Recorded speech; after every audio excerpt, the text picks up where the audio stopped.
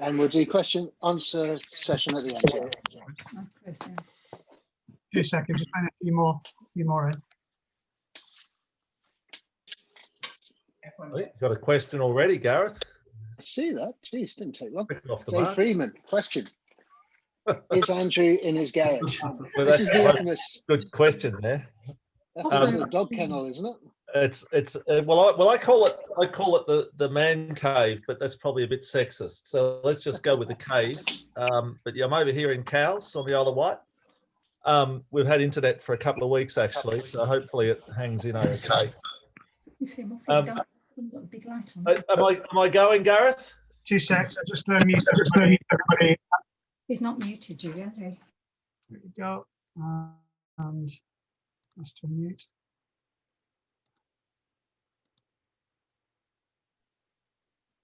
Yeah, I'm unmuted. Andrew's unmuted. Great. Beautiful. By the way, boss. All right. All over to you, Andrew. Welcome to Leamington Town Virtual Sailing Club.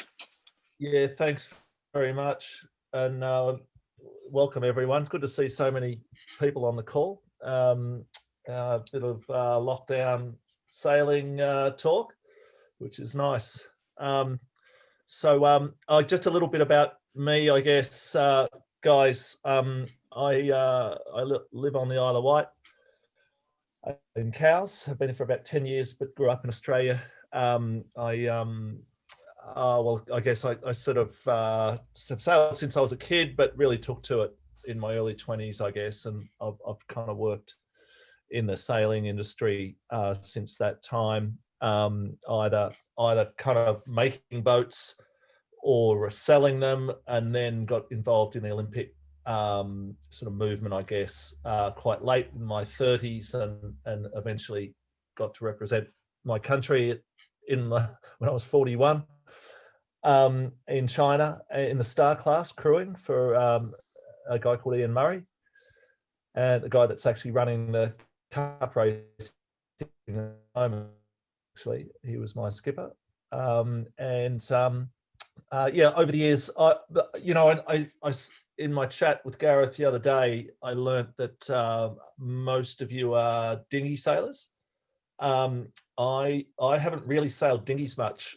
I did the 505 North Americans in 2013, and that was the last time I sailed dinghies. I haven't really done that much dinghy sailing over the years, but in saying that, I don't particularly sail big boats. I sail boats like Etchells. I sailed Stars, obviously, for many years, and Solings and so on. So when we're talking about starts tonight, and I will sort of automatically talk about my experience and my instincts and stuff like that, which are mainly driven with having a ton of lead underneath the boat. So probably just temper what I say with how your own boat responds in regard to momentum, in particular with starts and acceleration.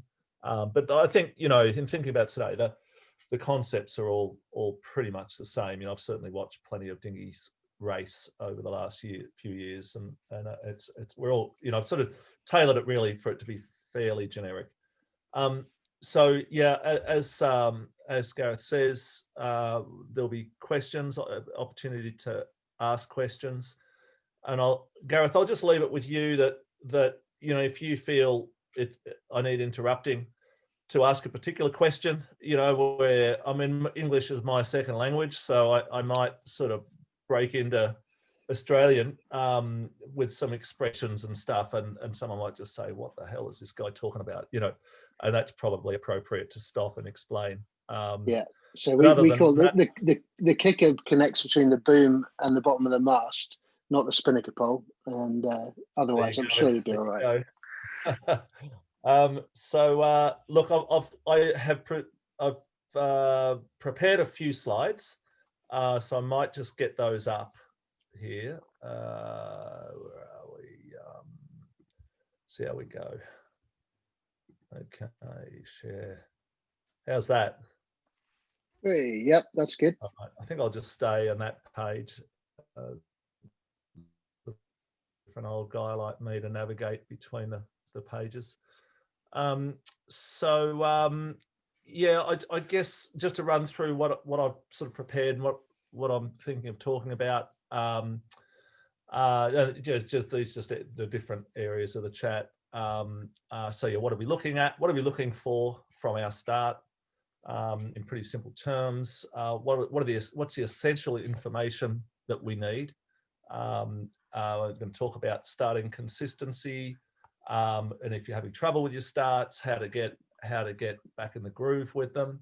That was something that Gareth mentioned yesterday that he'd had a bit of feedback on from people.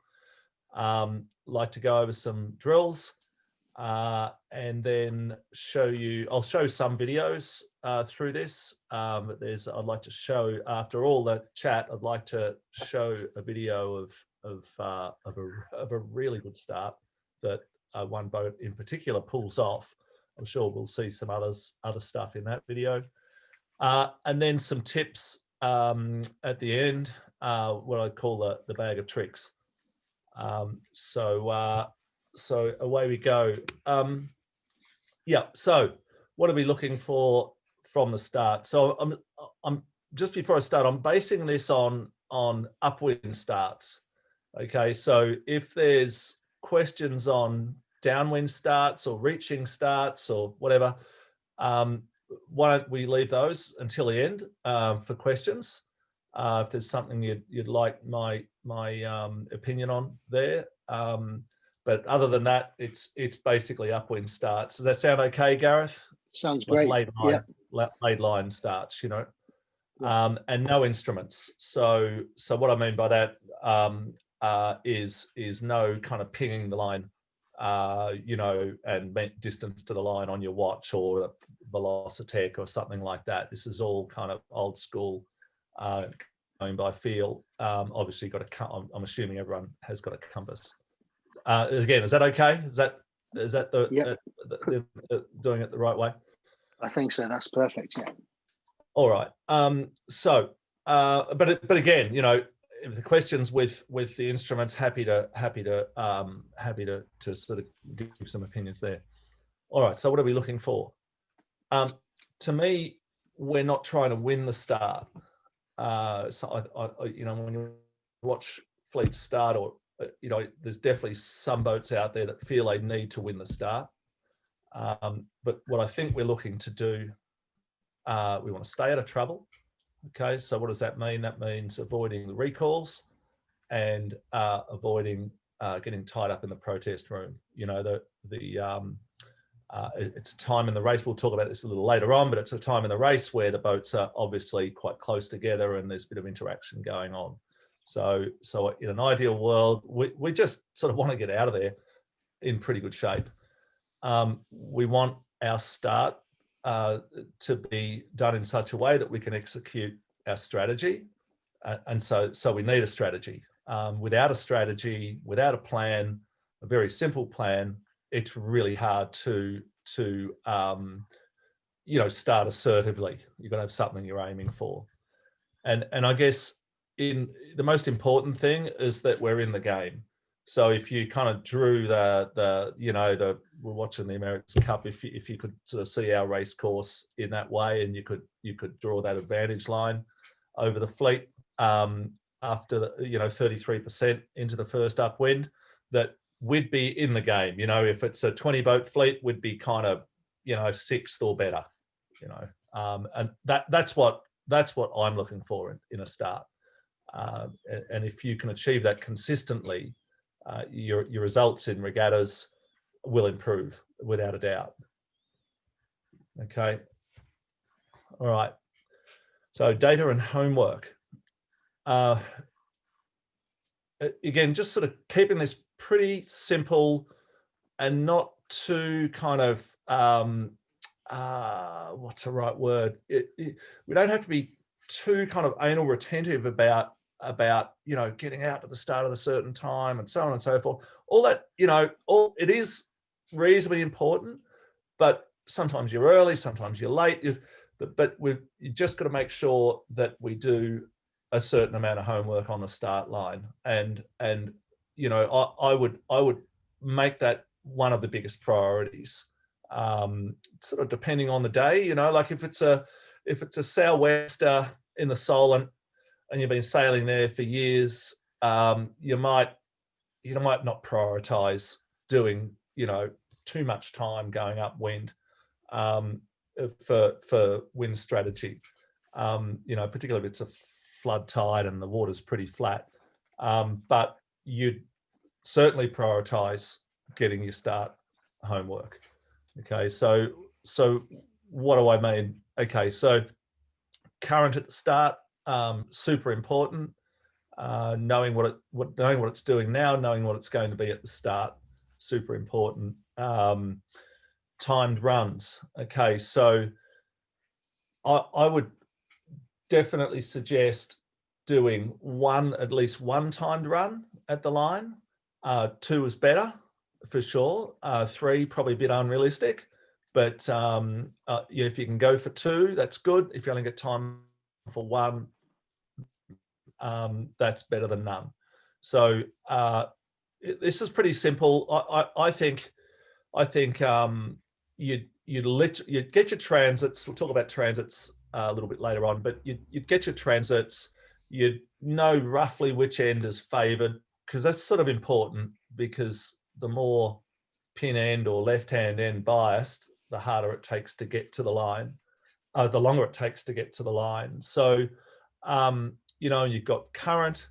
Current also has a big effect on this, obviously, but current also, the slower the boat goes, it sort of vectors the wind to a lift or a header, and then as the speed comes on, that effect is lessened. So every day is quite different.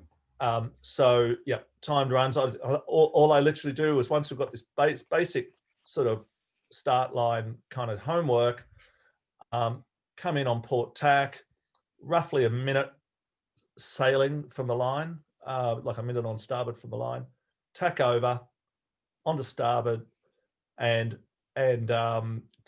time how long it takes you to get there. Basically, that's pretty much it. Now, what I do when I'm doing that is I'm kind of watching the shoreline transits, and sort of picking them out as we go past them, and go, okay, it's all right. It's taken us 10 seconds to get to that transit. I'll explain this in a little while. And from that transit to the line, it's 14 seconds, something like that. It also just dials your instincts in. Is it bumpy? Is it flat water?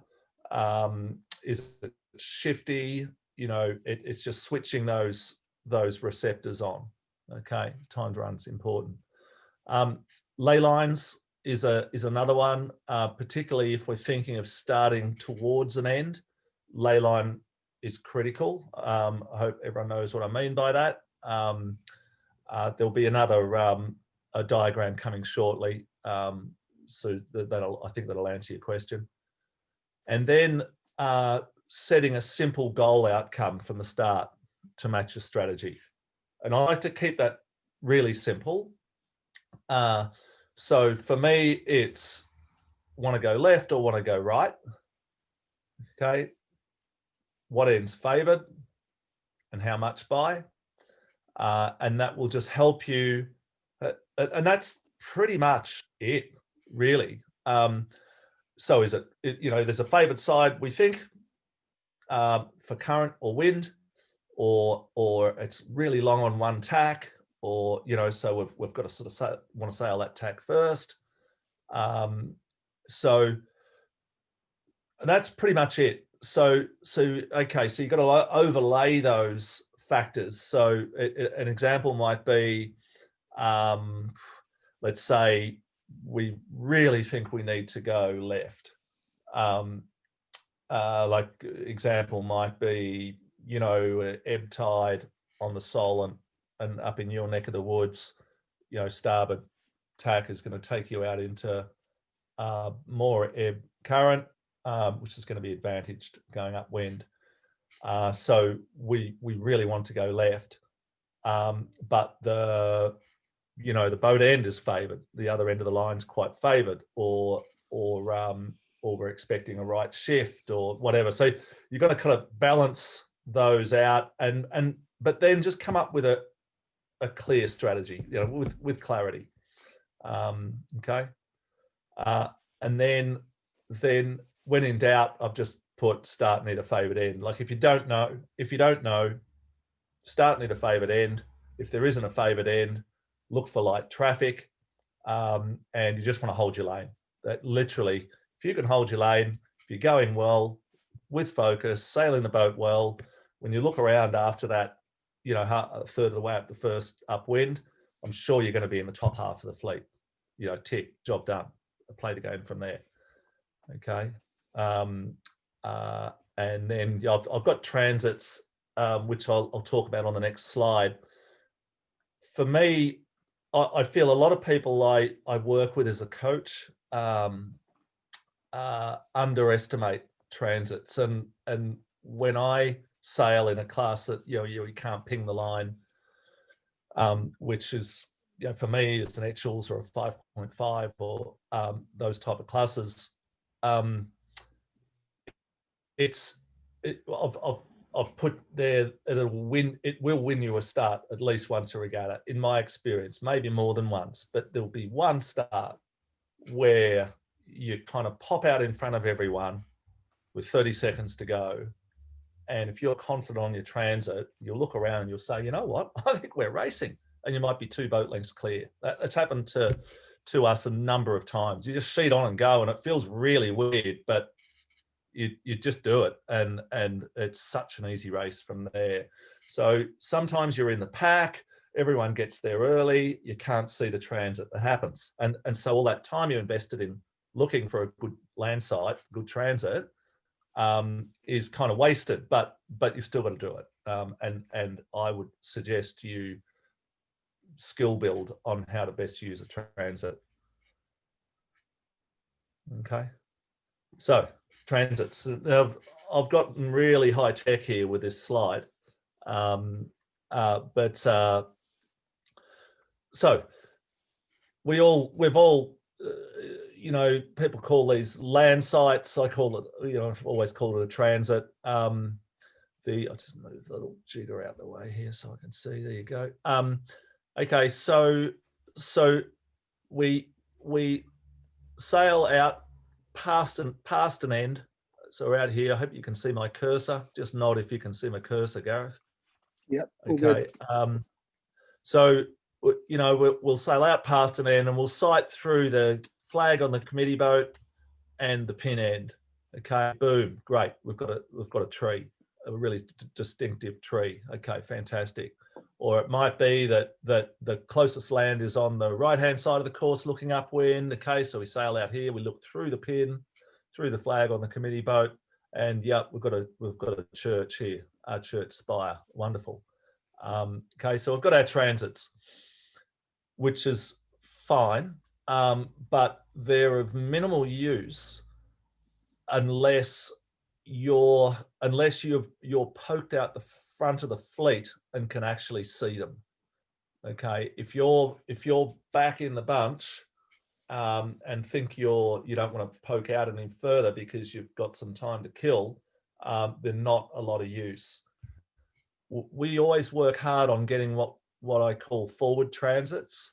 And so if your transit's down through the pin end, through the leeward end, look for something to the right on the horizon, or like I've drawn here, like a pile, cardinal mark or something. And it would want to be, I mean, I've just in the graphic here, I've drawn sort of a boat starting two-thirds the way down the line, and it's 12 seconds off. You know, it's just an example. But it wants to be something that's in that kind of last 20 seconds when you're starting midline. And obviously, you know, it doesn't take a mathematical genius to work out that the further you are from that end, the more distance it's going to be, just like I've drawn with those dotted lines. But it's something, you know, and if you're pretty set on starting near an end, it's actually really useful. I did the last big regatta I did was a 5.5 meter worlds in Sydney, like exactly a year ago. And I can still remember the rock we were using out of, well, we're sailing Pittwater, so it was sort of to the north of Line Island, but a big rocky cliffs, you know, and there was a really distinctive rock. And we knew that when we were down near the pin, we were safe to go when that intersected the pin end. And there's a pretty reliable sea breeze, so we kind of use that rock a lot. And the key is knowing when you can't be early. That's really what you're using those for. If you're the one boat that can sheet on at 10 seconds to go, knowing you won't be early and just commit, it's a real weapon, you know. Okay. Transit, super important, and use them and get better at using them. And it is a fantastic weapon to have. Okay. All right. So yeah, based on chatting with Gareth yesterday, talking about you know, if you're struggling in the starts and how to get back on track. So okay, yeah, a few points. We're just looking to be consistent, not brilliant. You know, having watched a lot of starts over the years, you know, it's so often the boat that kind of brilliantly wins the pin end that the next start they'll be, you know, kind of jibing 20 seconds after the start for some reason, you know. They didn't lay the pin, or they, you know, whatever, they're early for the start, whatever. So I like boring, which is, you know, it's kind of process oriented approach to the start. So we'll go through that in a minute, but some key skills that I'd suggest working on to sort of re-establish, you know, confidence in the starts. So rules, you see particularly at club level where people are not confident enough in their interaction with other boats. So you know, what someone explained to me once when I first started match racing in the Solin class for a Sydney Olympic campaign, you know, that the racing rules are designed to keep the boats apart, but say match racing was all about the boats interacting together, and hence they had a whole, you know, all those, that call book and so on for the umpires, you know. And in this way, you need, if you're confident, you come to any situation, those low speed maneuver type situations, overlap established, you know, from astern, those sorts of things, the more confident you are that you're right and the other boat's wrong, or knowing when you're wrong and when you really have to react, is going to help you a lot. You know, and someone yelling at you, you know, it's just sort of, you're just confident enough just to not even worry about it, you know. So that's important. Time on distance is such an important skill, which I'll go talk about in a little while as well. How do you get better at that? Well, it's practice, but it doesn't necessarily have to be practice on the water as well. Like if, you know, with sort of, you're walking the dog down the beach, and you can almost sort of say to yourself, okay, well, at this speed, how far is it to that post, or how far to that rock, you know? And you know, I remember I was driving once with Dennis Connor, the American, and he used to sail Etchells a lot, and we used to hang out a bit, and he would literally in the car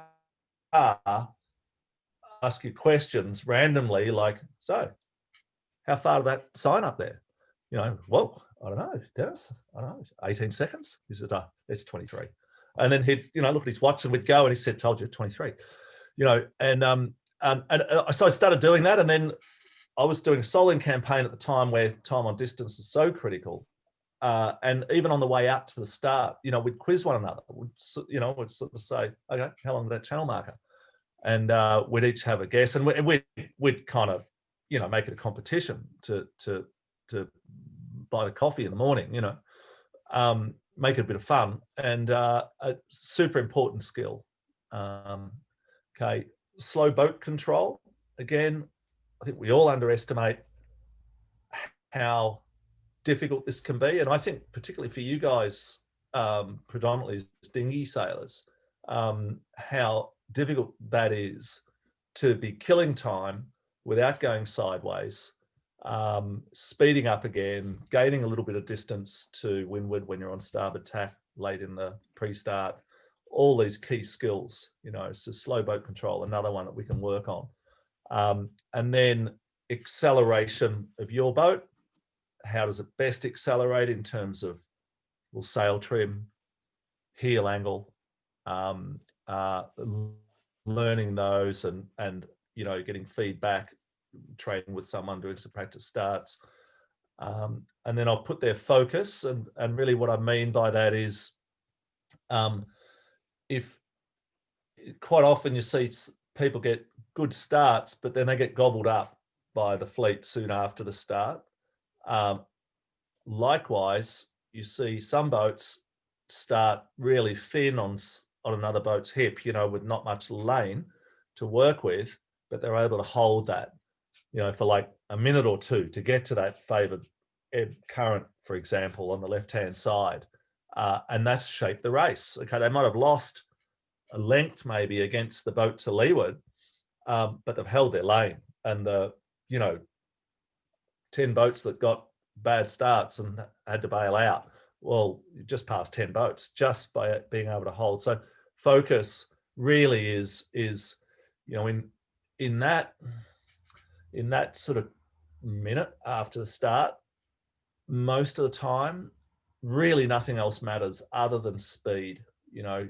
So what does that mean? Well, it means good trim sympathetic to the mode you need to sail, hard hiking, accurate driving, accurate management of heel angle, and good gear changing, and you know, and knowing when the waves are coming, and responding to them, and that, you know, because quite often there is no tactics in the first minute of the race. If you get a decent start on a pretty even start line, well, you're not going to be tacking. You're not going to tack and cross anyone. It's more a matter of just settling in and just riding that first period of the race out, and doing so with you know, absolute focus, being totally switched on your jobs on the boat, whether it's steering or trimming, you know, hiking, those sorts of things. All right, hope all that makes sense. So we'll talk a little more about some of these key skills and how you can work on them in a little bit. So what I think is super important in achieving consistent starts is a repeatable routine. And we'll go through this. Don't be sort of too overawed by all the information here, but you see a lot of boats get into trouble when they're just out of position. They're out of position for the time there is left on the clock, and it's a fundamental mistake that we all make, but it's such an easy one to correct. It just does take a bit of discipline. Okay, so I'm going to do the first couple of positions here backwards. All right. First of all, I'll sort of we'll look at the playing field here. Start line's pretty obvious. I always like the teams I'm sailing with that we identify a zone we'd like to start in. Okay, and that's based on our strategy. All right. So what it is that you can't really get absolutely specific about where you're going to start. So you're just trying to pick a zone. So it might be the middle third, or it might be the, you know, if we're sort of going to be quite conservative, it might be, and the pin's favoured, let's say, it might be, okay, we're going to start to the windward of the pack, 2/3 the way down the start line, like around here.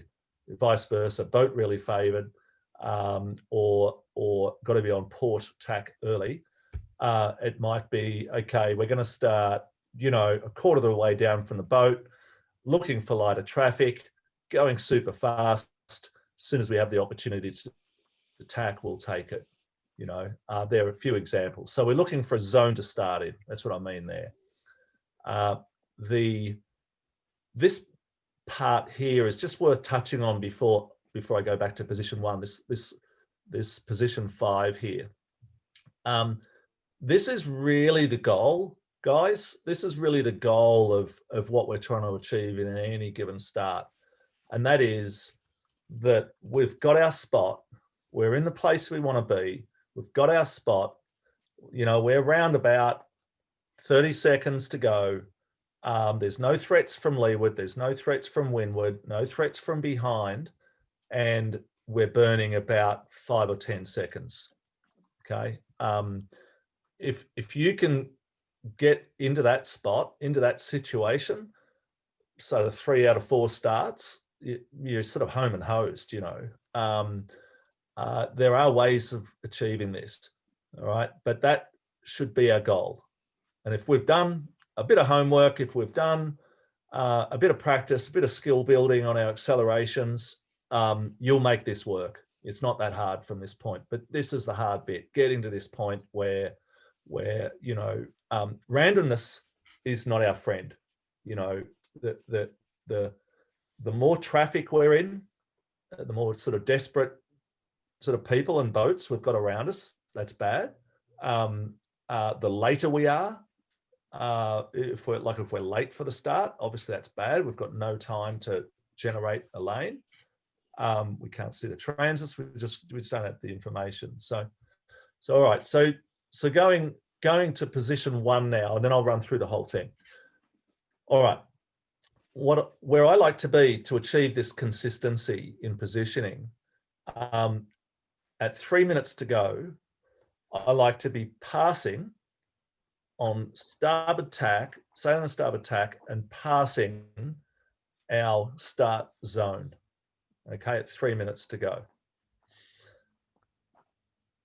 I go for 45 seconds in general, thereabouts. I mean, it can change by 5 seconds here or there, but the goal would be at 2:15, we're going to tack or jibe, and that will be current dependent. You'd never jibe if you've got current washing you away from the line, and you'd probably not tack if you've got a lot of current conversely pushing you over the line. But we're going to change tack here. Okay. What's really important is that we're selective so that we don't come out of that maneuver with someone right on our tail. That's difficult. You know, if you're on port tack, port approach start, as we call it, with someone close to your stern, that starts to get a little tricky. We'll talk about a couple of tricks of dealing with that. But that's, so let's say you're kind of where my cursor is now, and it's about 2:20 to go, and you've got a couple of boats coming. You'll sail past them, and you'll tack over at 2:05 to go. That's better than just tacking blindly and ending up with someone on your stern on port tack. All right.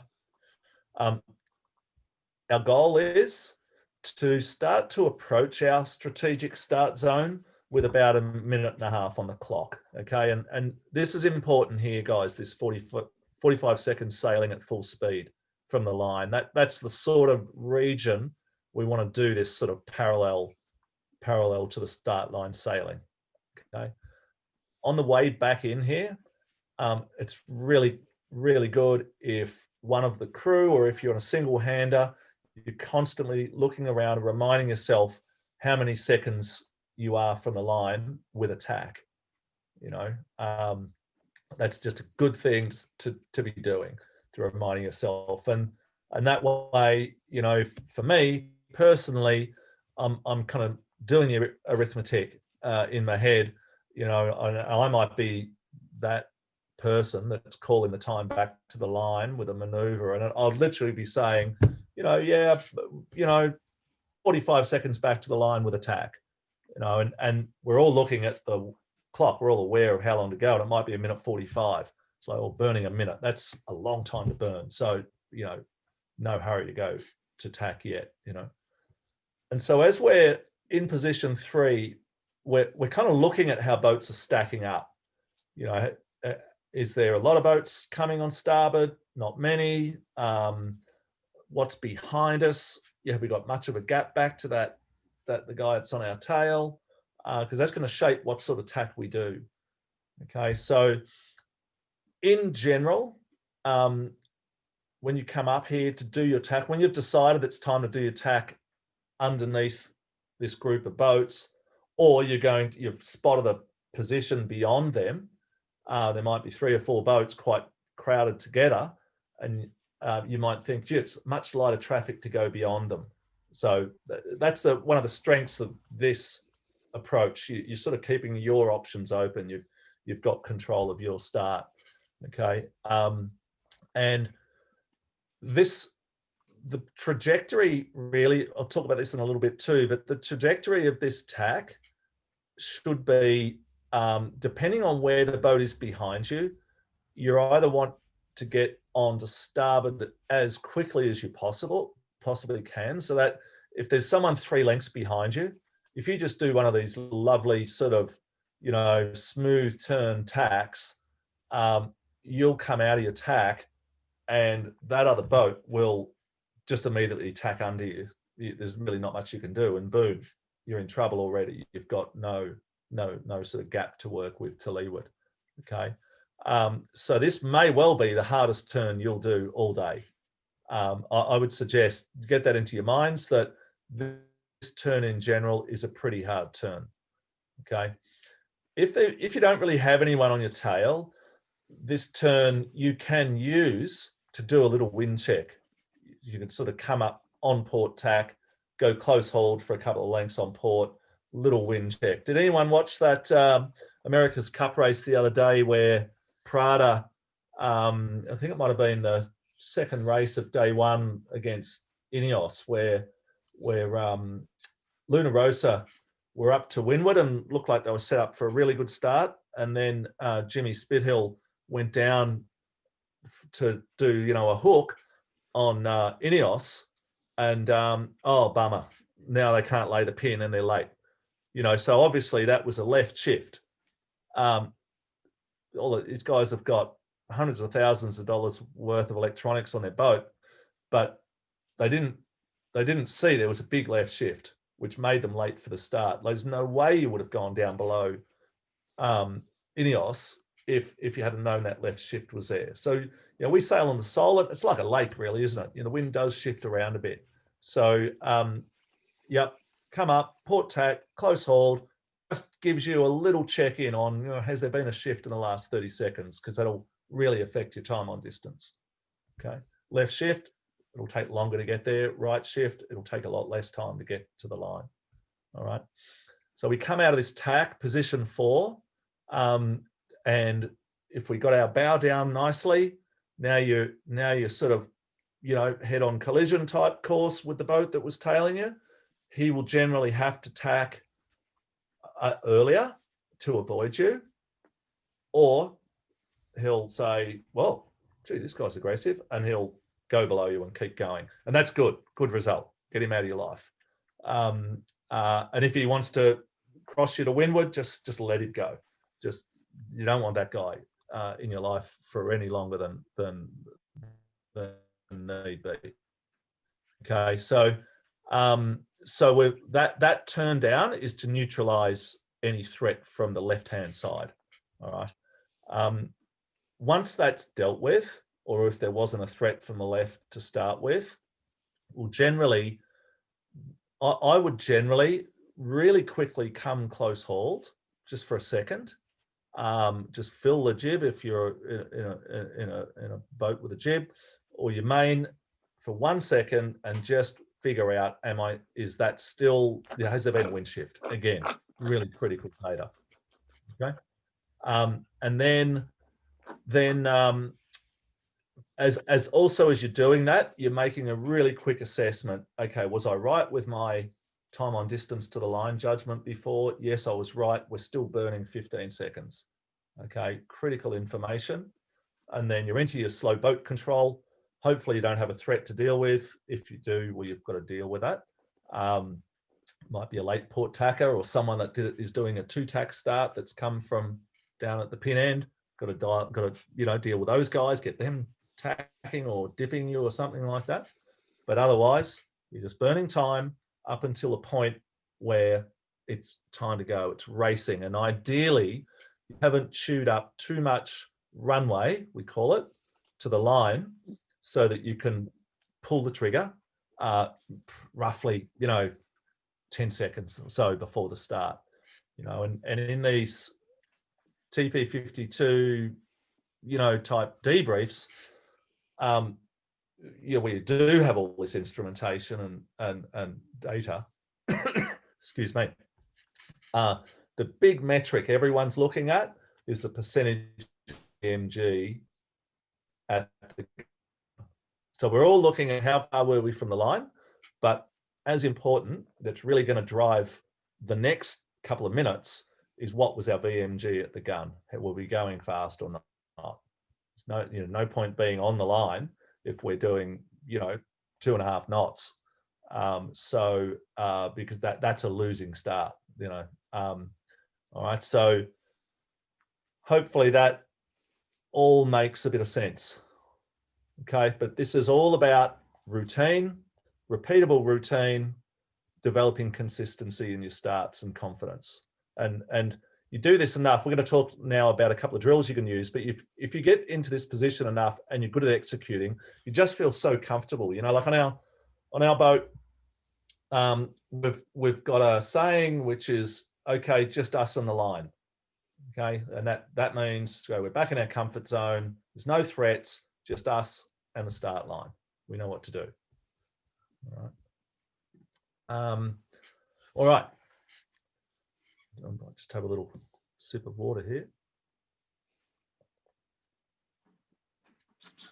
All right. So, some drills. So, time on distance, like I said before, with Dennis in the car, anytime.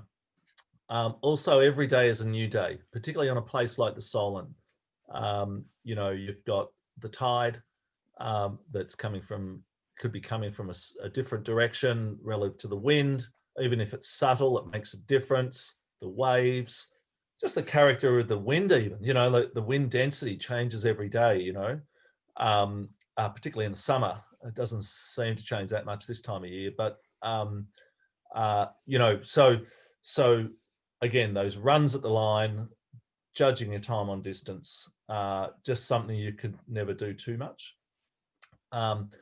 Another drill that I always find really useful, it does rely on a coach or a mate out there in another boat, or I call it the find the line drill, and that is literally where so you just need one mark in the water, and the coach or another boat is like the roving kind of committee boat end, and for you, all you do as the boat that's getting the practice is you're approaching the start line, which is between your mark and the boat that's sort of holding still. They're like just idling, they're holding still. You're approaching at full speed, mid-line, and then when you've hit the line, you put your hand up. Okay, and if there's 2 of you on the boat or 3 of you, you're each doing it independently of each other. Okay, and you can make that a competition too. If you do 5 of these, you get points for who was closest and who's going to buy the beer that evening, and or dinner even. And what it also does, if you do that little competition on the boat, is you start to learn your crewmate as to, wow, he always thinks we're a lot closer to the line than what we are, or every time we do it, she's like over the line when we're like miles over the line when she puts her hand up. So everyone's learning and everyone's tuning their eye together, but you're also learning each other. Okay, and then what you do, put your arm up, and then once everyone's put their arm up, straight away pull away, do a jibe, and run back down the starboard tack lay line on port tack downwind, tack over, do it again. You can really knock a bunch of those out in like 10 minutes. So find the line. It's a really good drill. The slow boat, I've got confidence and control. with the box drill, I would call it. So I'm just going to pull up a video here. If I can move this thing, there you go. And what this is I'll just get it going, is this is a J70. I was coaching these guys this day, and yeah, you could see the lovely blue azure waters there of the Solent. And the video hasn't come up yet, Andrew. Oh, okay. I might need to do a stop share or something. Stop and restart, maybe. Yeah, we'll do. Thanks for that, Gareth. No problem.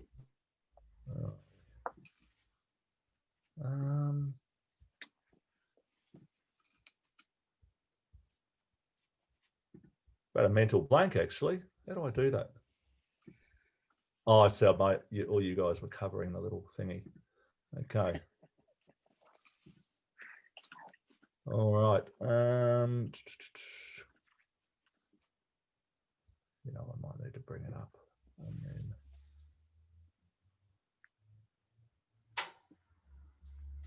No, still not showing. Let me close out of that.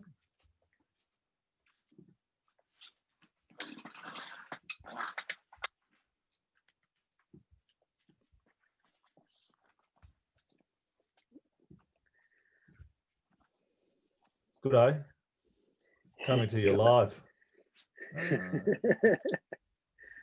Oh, here we go. Oh, what, he or a she? He, Odin. There you go. There we go. Right. That's working, Andrew. Yeah. Good stuff. Okay, so in this drill, I just set 4 marks in a square box shape. So you could see the mark up the top right-hand corner there. And the idea was here, there was no time clock, but the boat was not allowed. Basically, the object of the drill was to stay inside the box for as long as you can, really. And probably the best thing is if you could see one of the other marks there, and there's 2. There you could see the bottom left mark. If you could spend time like on this tack, it's quite relevant. High slow on this tack, but still, it's just all these low speed maneuvers. How you have to use the sails, your body weight to move the boat around. It teaches you so much about the characteristics of your boat. It also, if you're in a crewed boat, it also, between you and your crew, you start to make up your own kind of phrases, for these moves, like backing the boat down or slowing the boat down, and you're both getting on the same page, and you're just getting these multiple kind of scenarios where you're getting great feedback there. See this one where they've got the mark right next to them. They're getting fantastic feedback as to how fast they're going relative to the mark. A little back down here, that's a good move. And yeah, you're sort of developing a playbook where you're on the same page for weight and sail trim for any given maneuver that you've got to pull off. Okay. So that's I mean, after we did this drill, they did it for the first time this day. They're so hungry to just keep doing it because they could see how much benefit it was giving them. As a team that was, not really the best at starting, but it definitely helped. Okay, so slow boat control, fundamental. Being confident really at low speeds, I think. And confident knowing that you are able to accelerate or change the direction of the boat from any given position. Okay, so doing that in a range of wind strengths. And you could just take little marks out with you, I mean, in Leamington, I'm sure there's sort of a couple of pots you can use here and there, and you take 2 other marks out, you're as good as gold. Okay. Now, where are we? Get back to my my running sheet here. Okay, so I've just got, you probably can't see that, but on that slide, I've just got practicing the last bit in inverted commas, and that's what I was alluding to before with you know, once we've got our spot, you know, it's just us on the line. So I'll just show you a couple of quick videos of drills that we've used over the years. Pretty easy. You can do them on your own. Here we go. Share screen. Okay. How's that, Gareth? Yep, that's You working. got a J70 up there? Yep. The drone footage. Okay. So guys, I'll just sort of run you through what's happening here. So we've set up a start line between this mark, which is the pin end, and this mark. You can hardly see the orange and black mark up here. And that's like the committee boat end. Okay. What we do is the boat that's doing the drill, as they pass the pin end, like directly downwind of the pin end, and they're approximately 45 seconds off the line, we give ourselves a 2-minute signal. Okay, so it's positionally done as per the timing. So you're not wasting too much time. You're always going to be in that spot. Give yourself a 2-minute. Sail off up here toward the midline ley line. And if you place the marks correctly, they'll be about roughly, you know, a minute sailing apart. It's not a super short line. Tack over on the midline ley line, which will be around 120 to go. And so you should be burning, by the time you come out of your tack, you should be burning about 20 seconds. Okay. And so we'll just watch this. And from there, it's slow boat control. It's working together to sort of gain gauge to windward. In that, here we go, tacking over. So they haven't unfurled their tubers yet, which is pretty normal in this class. Okay, so this phase here of slow boat control, watching the clock, judging the time on distance, not getting too slow, whereby you lose control, or identifying that early if it does happen. At some point soon will come the decision to rotate the boat down to a good acceleration angle and deploy the jib and pull the trigger, basically, for the start. Okay.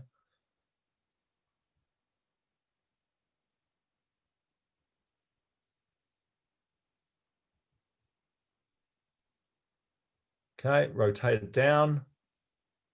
Jib comes out. Okay, a bit of a rock coming up here. There you go, a little bit of kinetics. Get the boat going. Okay, you can see the boat is coming up further and further as it accelerates. Okay, and we're coming to start now. Okay, and they'll get you get the feedback on how they went. They would have been using their transit the whole time, so skill building there. And then what they'll do is they'll go only for, I sort of always encourage people to go for about 30 seconds to just work on that focus, you know, everyone hiking, that discipline of sailing the boat to its maximum, and then just bear away and set it up again. Come down, jibe around, on port tack, and set another one up. See how we go here. Not that one. Can you see the two boats now? Just the one at the moment. Right, copy that.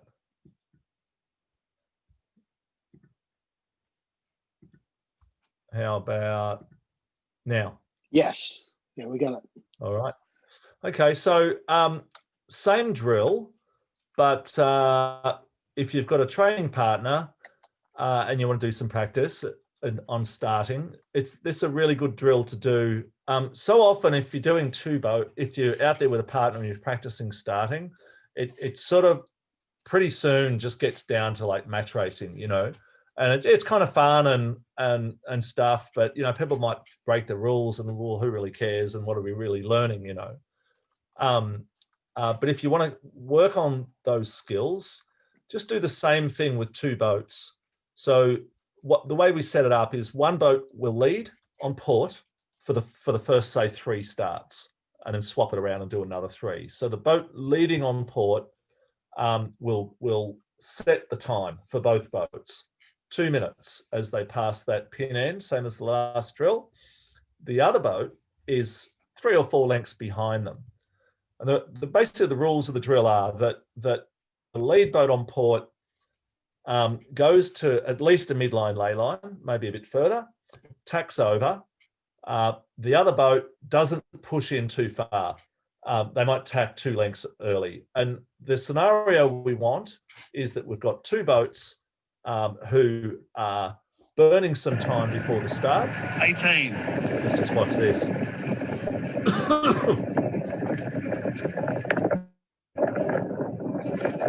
10, 9, 8, 7, 6, 5, 4, 3, 2, 1, mark. Nice job. Good sleep, Pete, on the wind. So a few things there stand out for me. One boat did a really good job of preserving their runway, and the boat to windward obviously did a good job of preserving their runway early, not getting too close to the line at this point. They built a really nice bit of gauge, so they can now use some of that gauge, maybe half of that gauge, to build speed without getting too close to the boat to leeward. And then they're on the wind with confidence, going for it. A beautiful start. And they just get stronger and stronger and stronger from that point. They're higher, probably faster as well. And so anyway, going back to it, this scenario where we've been burning time with another boat there is just giving us really strong feedback on how we're doing. That's the only reason you have the other boat there. It's just for feedback. It's not so much an interactive drill, but you'll look at where you come out of the tack. You might be 2 lengths away, and then look at where you ended up when you started. Did you gain gauge to windward, or did you lose it? Are we now kind of right down close to them, with no lane? Just really good feedback. And you just, again, go for 30 seconds, focus, pull away, set it up again, and you'll knock out a few of those in pretty quick time.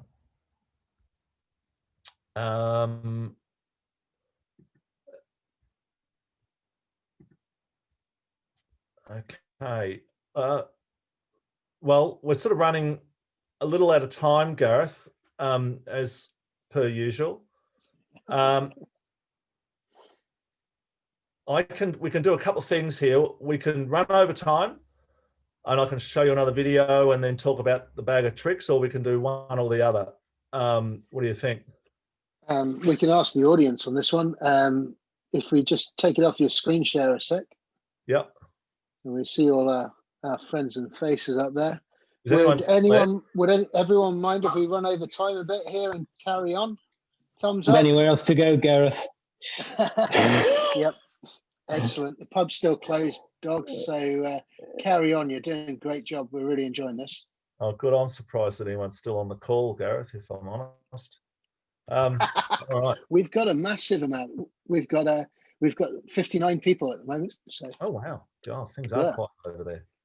All right. So I did want to actually. I think I need to pull that up first for me to be able to see it. Just stand by. I wanted to show you a video of again, it's a J70 start. Sort of. I got myself a drone in the lockdown, and hang on. And with not traveling and stuff, did a lot of J70 coaching last year, which was great. So, all right. So here we go. Can everyone see that? Yeah, that's all good. Drone footage. Okay, cool. All right. So, so what I sort of wanted to do is just show you a start, like a fairly typical start, and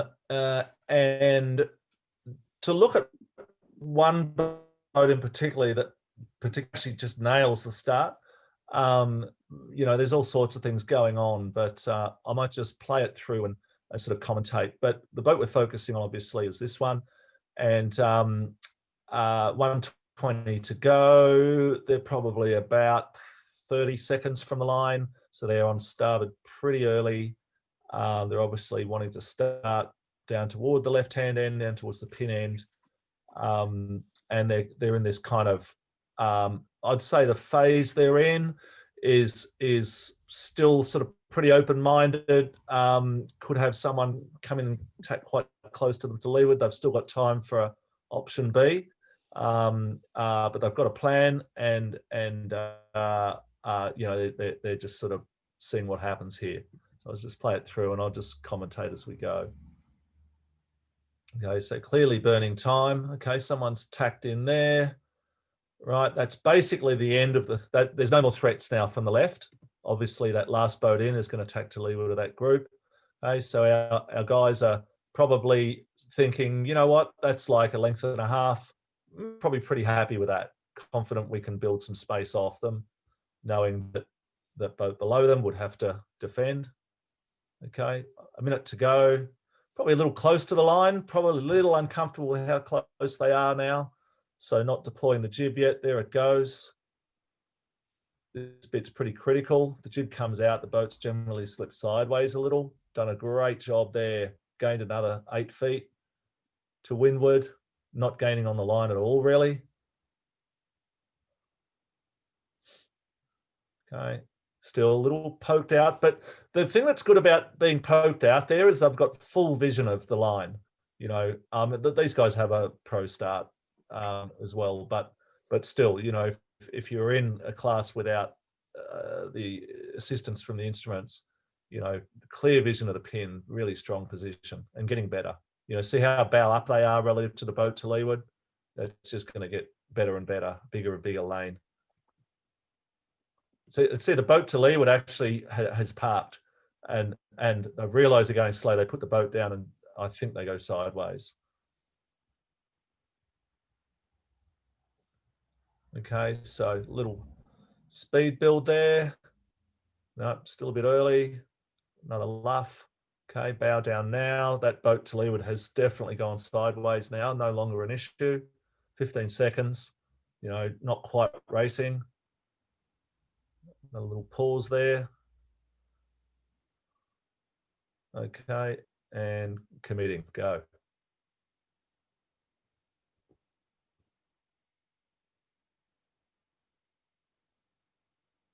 Okay, so just a really nicely executed start. Good time on distance awareness. Didn't push too hard for the pin end, but got the start they needed. You know, they clearly want to go left.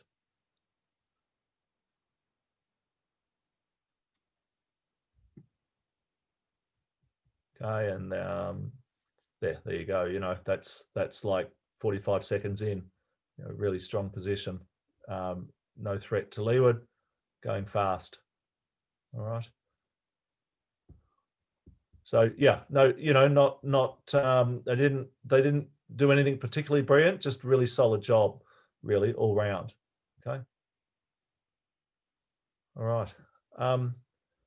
So if I just get out of there, go back to that presentation. Whoops, not that one. All right, so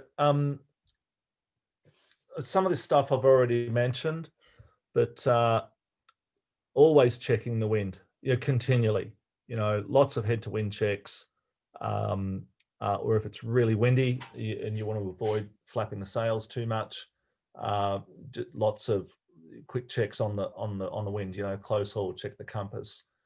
Really that last 5 or 10 minutes before the start, you know, it's sort of critical you're in tune with the wind. As I said before, check the wind by checking that angle of the final port tack if you can when going from port to starboard. As I said before as well, that 1 second close hauled on starboard is really handy. It just helps you tune in for your time on distance. Quiet luffing.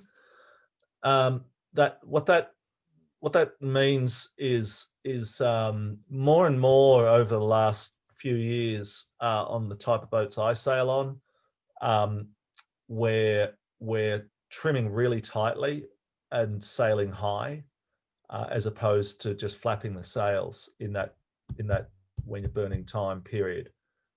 And really the main reason we do that is that it makes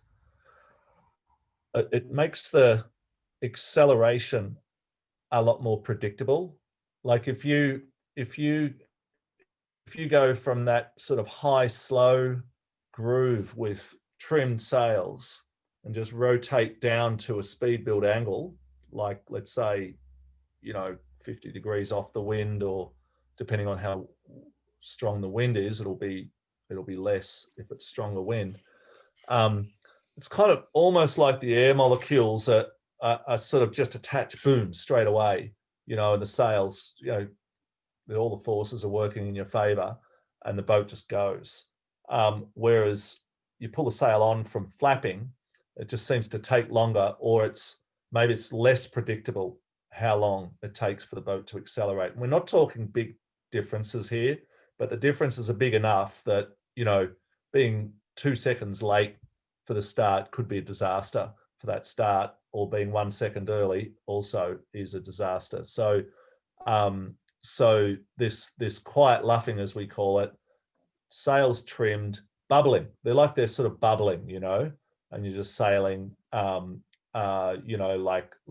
whatever, pinching by sort of 10 degrees, and just sort of monitoring your speed through the water, so you don't get too slow, you don't get too high, and then when you pull away, boom, the boat goes. So that's a sort of a good tip. And then, you probably got the impression from this chat that I'm fairly risk averse, or looking for light traffic, not starting at the ends too much. It's weighing up the risk, really. And if an end's favoured, or you want to, if you want to go left and the line's even, but there's no one down at the pin, go for it, take it, because it's very low risk. Don't always sort of shepherd yourself toward the sort of middle of the line or whatever, blindly.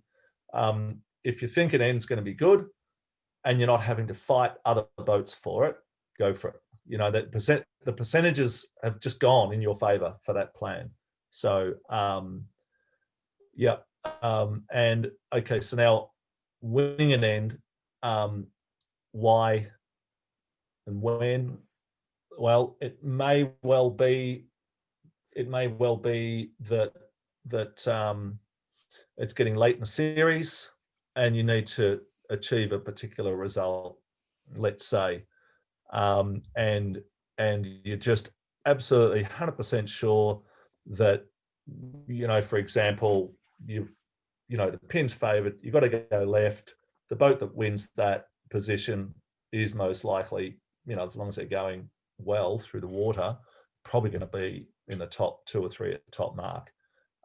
Okay, well, I've got my drop's pretty good, and I need to beat this one other boat, or a couple of other boats. You know what? I'm gonna sort of take that on. And it might, another scenario is I just really want to get on port early, so I'm going to start right at the boat, be the first guy to tack, first boat to tack, and off we go. And so, okay, a couple of scenarios.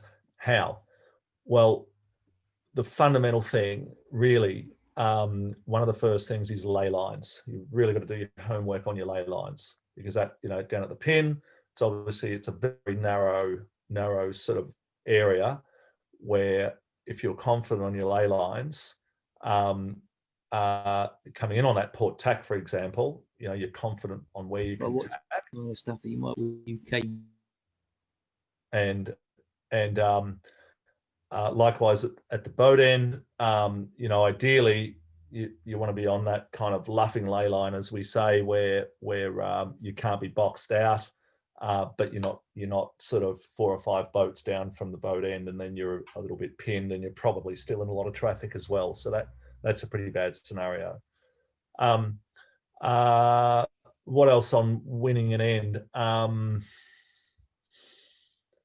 Your timed runs. You're just really doing your homework, basically doing your homework, bailing out on it if it's just absolutely turning to custard. Always have that in your mind too, that you might just have to bail out and do it early as well down there. Don't just hang on until the end when there's, you know, no hope.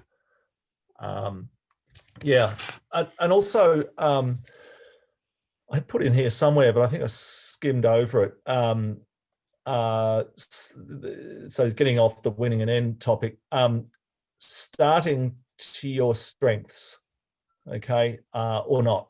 And what I mean by that is, if you're going well, if you're going, you know, if it's a windy day, and you know you always go well in windy conditions, you don't need to take too much risk at the start. You really just want to get out of there in decent shape, let your boat speed do the talking, you know. So that's what I mean. Start to your strengths. It may well be that you're actually pretty slow. You just can't get the boat going, or it's light air and you've got a heavy boat, or you're a heavy crew, or you're, you know. So you might even then just take a little more risk in the start, because, yeah, I mean, you know, if you're second row off the start line, or you know, you're just okay off the start line, you're probably not going to make that, you know, hold that lane all that well. So it might be a time to take a little more risk. Okay, you know, watched plenty of regattas over the years where a boat that's going really well will just start in the middle the whole time, really, and know that, you know, halfway up the first windward leg, they're going to be in the top half dozen and just get better. And they've just taken all the risk away from the start. Okay. Oh, there we go. Thank you. So, Gareth, I guess over to you if there's any questions, mate. Stop and share. Well, first of all, thanks. That's been brilliant so far. And yeah, we'll go to the Q&A. Right. So I'm guessing the easiest, quickest way to get there. We've got Dave Freeman. You've got a quick question, Dave. So do you want to just unmute yourself and ask your question? Yeah. Hi, Andrew. Really interesting. Thanks very much for your talk. I've got a question. I'm not quite sure. I'm not quite sure what the question is actually. But if I explain, your view actually would just be good. I'm curious about what impact the potential lee bow effect has for you when you're considering your starts. You know, I think it's Dave Perry's book, isn't it, where he makes a pretty good mathematical case for the fact there is no lee bow effect. But I guess if the scenario is you're on open water, so there's no real benefit of finding shallow water and getting out of the tide. So the tide's pretty even. It's coming across the course at maybe 45 degrees, and it's hitting your port sort of quarter, port bow, over on starboard. I mean, would you make any sort of allowances for that on whatever guise you think the lee bow effect comes? Yeah, look, it is a good question. I've definitely got it in my mind, Dave. Let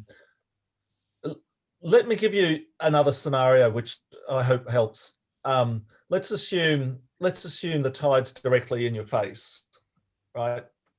That what it does to the current wind, you know, the affected wind, changes from when you're going slow to when you're going at full speed. And it's essentially a header when it is just like a header when you first put your bow down to get going, because through the water you're going slower, because you're being washed away from the wind, basically, and effectively you're getting a header when you first put your bow down. It's sort of like, but then as the boat speeds up, that effect is lessened. So it's kind of like you put your bow down and it's like, oh God, there's nothing there. And it takes sort of 5 seconds to just get a little bit of flow over the sails, get going a little, and then the vectors of that wind, you know, because don't forget, if you're dead still in the water and there's 2 knots of current, you know, well, let's say there's no wind, you know, the current wind is coming from behind you by 2 knots, you know, so I hope that makes sense. So let's say there's 2 knots of current and 10 knots of wind.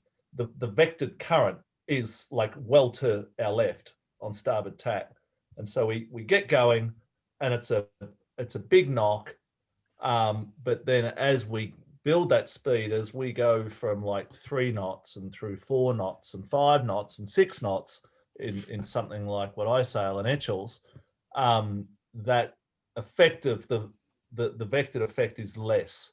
So for sure, it's an issue. You know, and for sure, you're thinking about the effect it has. So the scenario, let's say, look at another scenario where it might be coming from the pin going towards the boat end. You'll generally accelerate a little bit quicker in that scenario. You know, it's like you sort of put your bow down and, you know, you're already being carried into the wind a bit as well, you know. So it's a factor. It's definitely worth thinking about. I think you'll find that you do these timed runs. That's really what that's all about. You know, feel the day, you know, with these timed runs before the start. Yeah, I mean, and also, Dave, don't get too bunched about it either. You know, keep the game pretty simple, mate. Just you know, just feel the day. Get your, you know, dial your instincts in to what's going on. Try not to think about the math, and you know, it's really it's you and the wind and the water, and dial your instincts into that. Sure. Just on question on top of that. So if the wind's pretty consistent, this never happens, right? But if the wind's pretty consistent, it's pretty much at 90 degrees to the line. You've got the tide, you're going up into the tide, but it is coming from, say, the left-hand side. So it is going to be on the port bow. It's going to be hitting your port leeward bow, right? That makes starboard so you're going to spend more time on starboard, aren't you? So does that make starboard? Would you start at the like committee boat end to spend more time on that tack? Like, yeah, because you would do, wouldn't you? Because that's essentially the lifted tack, isn't it? If the wind's just because I wouldn't be thinking about it in those terms, Dave. Personally, I'd be thinking about it in course geometry terms. Right. So if the committee boat's laid the top mark, let's say, without allowing for the current, then yes, you'll be spending more time on starboard. If the line was square, I can't remember what you said about the line, but if the line was square, yeah, I'd start in a position to be able to hold starboard tack. Yeah. So what that means to me is I'd be looking for light traffic. You know, so I'd probably, well, you know what, if I'm coming back on that port tack approach, if I'd sort of said, you know what, we'll start in the middle, be conservative, look for light traffic, I'm coming back and it's pretty clear there's going to be no one at the pin, I might even just circle back again and just burn 30 or 40 seconds and then come back and undertack the first boat and go to the pin, you know, and that's a low risk start. But what I'm thinking there is to protect the long tack. You know, worst thing would be to get all bunched up with other boats, have a bad start, and then have to spend the first part of the race on the short tack, and then you come back and you've done 2 tacks and you're probably behind, and then someone comes and tacks on you that also got a bad start or leaves bows you. You know, so it's just not a good scenario. Yeah, sure. Okay, yeah, thanks for that. Pleasure. Appreciate it. Cheers. Well done. Good question. Rob Martin has a question for you, Andrew. Rob, do you want to unmute yourself?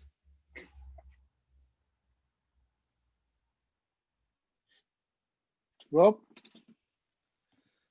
I'm just unmuting myself and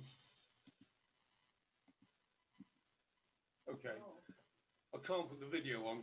The question is, all your videos show the boat starting from a position in front of the bunch. If the bunch is too high, in your opinion, and your timing suggests that you should be behind them, can you afford to be behind them to stick with your timings? It's a really good question, Rob.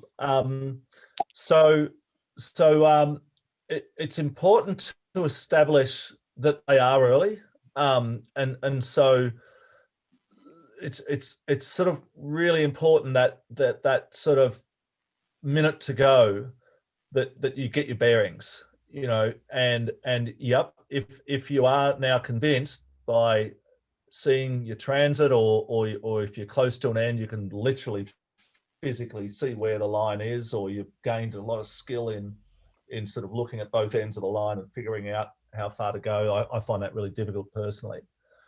And okay, factually, you've discovered you're really early.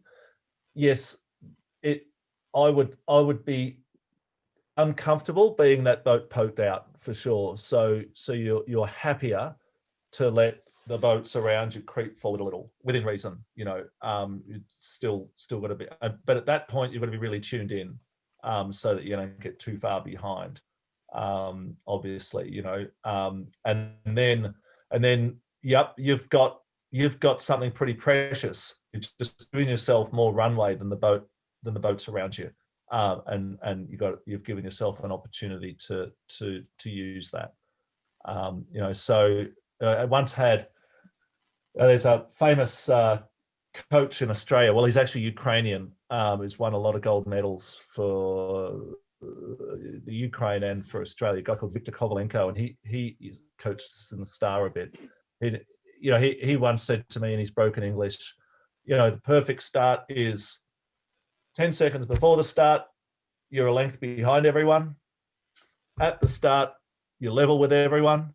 10 seconds after the start, you're, you know, however much in front of everyone. You know, that's going to your question. So yeah. Also, if you are early, burning a lot of time, and you're poked out in front, you're making the race committee's job pretty easy. You're waving a flag at them, you know, pick me for the recall. So yeah, no, there's not a lot good about that. But offset against that, the problem that if you're just behind them, the gap to go through may not exist. So by being behind, you're creating an element of risk for yourself. Yeah, it's really all about the distance to leeward, you know, and that doesn't really change, Rob, whether you're a little behind them or a little in front of them. You know, it's just lateral distance, you know. So I don't know if you can see my hands, but or if it makes sense to you, but you know, that gauge, whether you're here behind or whether you're there, that doesn't change. So yep, for sure, if you're behind and your lane's thin, that's a problem, and you need to get going. You got to get going, get some speed going, and you can choose to go below them and hook them, or turn that speed, convert that speed, because you're still early, don't forget, convert that speed into, you know, lateral distance by sort of driving it, you know, into them, and then you know, that technique of a sort of a big luff up, you know, maybe even with your jib backed, depending how early it is and what sort of boat you're in. I hope that answers the question. Yeah. Excellent. I've got a question from Will Birchall. Will, would you like to unmute yourself and jump in?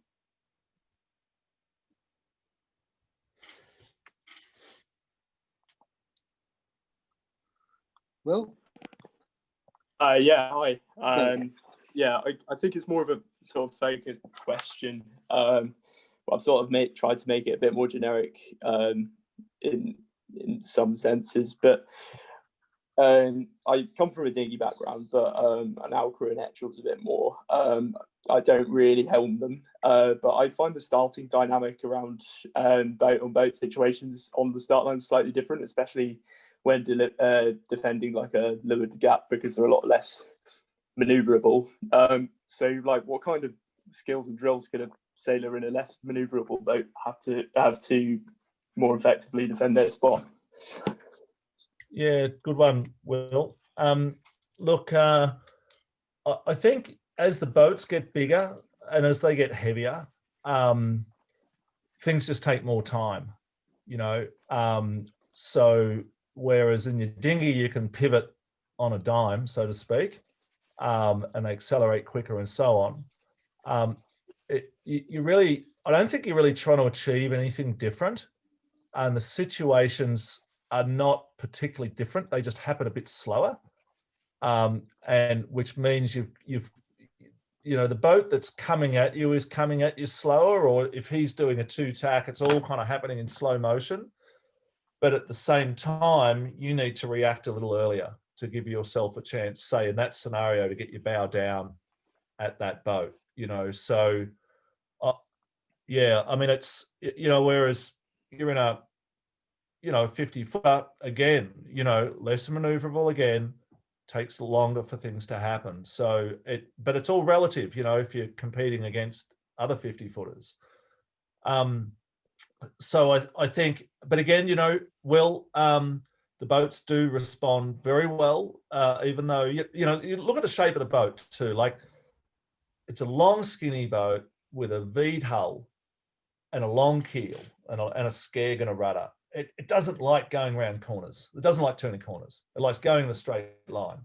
So we've got to help it as much as we can in turning. So that's sail trim and body weight, just like you would on your dinghy, really. So yeah, I would just say, you know, it takes more time. Start everything a little earlier.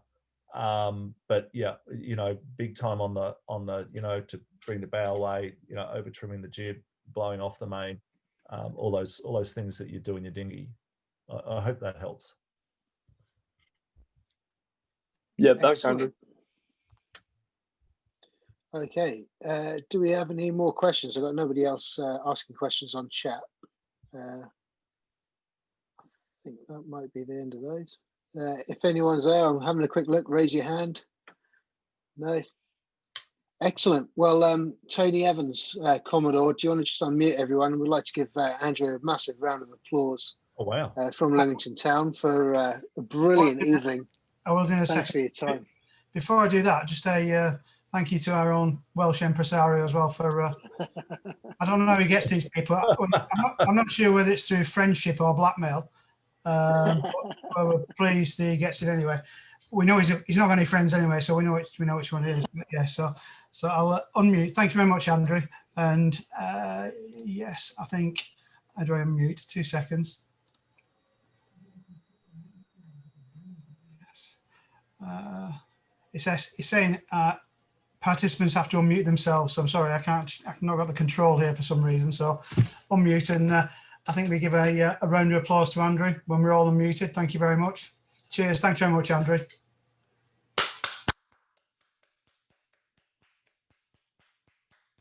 Much appreciated. Cheers all. Thanks everybody for attending. Well done, Gareth.